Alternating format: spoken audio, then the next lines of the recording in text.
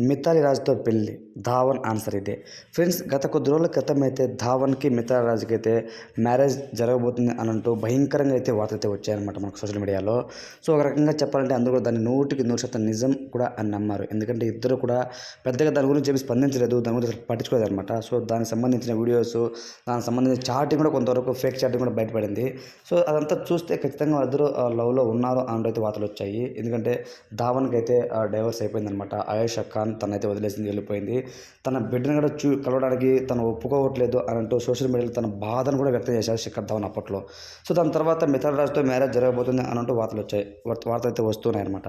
So, ఈ నేపథ్యంలో శిఖర్ ధావన్ జియో సినిమాకి సంబంధించి ఒక ఇంటర్వ్యూలో తనైతే పాల్గొన్నాడు. దానికి ఒక హోస్ట్‌గా చేస్తున్నాడన్నమాట దానికి.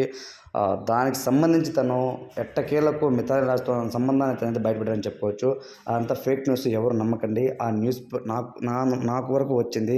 సో, అది నేను చాలా సిల్లీగా తీసుకున్నాను. అరే, నా పైన కూడా ఈ విధంగా ట్రోల్స్ చేస్తున్నారు భయంకరంగా అనేసి చాలా బాధపడ్డాను. అందులో ఎటువంటి వాస్తవం లేదు అంటూ శిఖర్ ధవన్ చెప్పుకొచ్చాడనమాట. సో, ఇక శిఖర్ ధవన్ విషయానికి వస్తే ఈసారి ఐపీఎల్ 2024లో సో, ఫ్యూ మ్యాచెస్‌కి తనైతే వెళ్ళిపోయాడనమాట. కొంచెం వరకు ఆయనకు గాయమైంది. లెగ్ ఇంజ్యూరీ అవ్వడం వల్ల తనైతే వెళ్ళిపోయాడు అని చెప్పుకోవచ్చు. సో, దాని తర్వాత శ్యామ్ కర్న్ అయితే వ్యవహరించాడు కెప్టెన్సీగా. అయినా సరే ఏమాత్రం కింగ్స్ 11 పంజాబ్ పుంజుకోలేకపోయింది. సో, శిఖర్ ధావన్ అయితే మాత్రం తను ఉన్నంత వరకు అయితే చాలా మంచిగా అయితే ఓపెనింగ్ పార్ట్ అయితే చాలా బాగా చేసేవాడు. మంచిగా కెప్టెన్సీ చేసేవాడు. ఆ క్యాచ్ పట్టినప్పుడు ఆ తొడగొట్టడం గానీ చాలా అద్భుతంగా ఉంటాయనమాట. సో, శిఖర్ ధావన్‌కి ఒక సెపరేట్ ఫ్యాన్ బేస్ ఉంది.